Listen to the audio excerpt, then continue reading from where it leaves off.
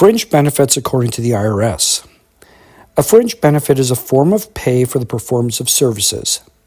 For example, when an employer allows an employee to use a business vehicle to commute to and from work, this is a fringe benefit. Performance of services. A person who performs services for you doesn't have to be an employee. A person may perform services for you as an independent contractor, partner, or a director. Also, for fringe benefit purposes, treat a person who agrees not to perform services, such as under a covenant not to compete, as performing services. Provider of benefit. You're the provider of a fringe benefit if it is provided for services performed for you. You're considered the provider of a fringe benefit even if a third party, such as your client or customer, provides the benefit to your employee for services the employee performs for you. For example, if in exchange for goods or services, your customer provides daycare services as a fringe benefit to your employees for services they provide you as their employer, then you're the provider of this fringe benefit, even though the customer is actually providing the daycare. Recipient of benefit. The person who performs services for you is considered the recipient of a fringe benefit provided for those services. That person may be considered the recipient even if the benefit is provided to someone who didn't perform services for you. For example, your employee may be the recipient of a fringe benefit you provide to a member of the employee's family. Fringe benefits taxable.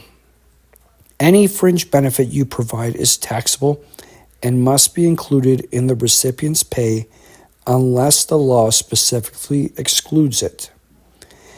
The exclusions that apply to certain fringe benefits are set out in Section 2 of IRS Publication 15B, which includes accident and health benefits, achievement awards, adoption assistance, athletic facilities, de minimis or minimal benefits, dependent care assistance, educational assistance, employee discounts, employee stock options, employer-provided cell phones, group term life insurance coverage, HSAs, lodgings on your business premises, meals, no additional cost services, retirement planning services, transportation and commuting benefits, tuition reduction, and working condition benefits.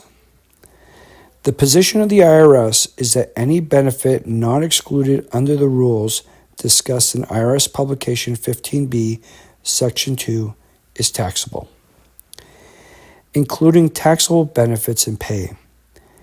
You must include in a recipient's pay the amount by which the value of a fringe benefit is more than the sum of the following amounts: an amount the law excludes from pay, and in any amount the recipient paid for the benefit.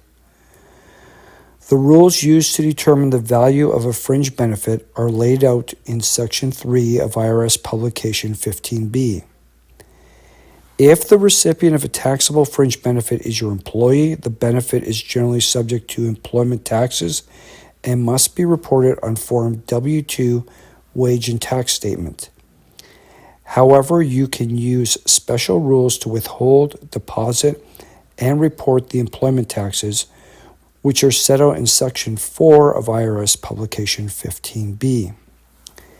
If the recipient of a taxable fringe benefit isn't your employee, the benefit isn't subject to employment taxes.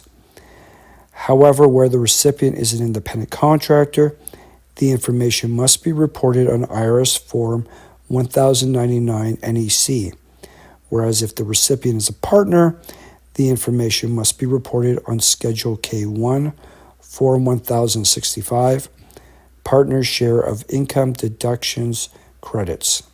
For more informative tax videos, subscribe to this channel, while looking to the Internal Revenue Service's website for greater detail on these and other tax topics. Thank you.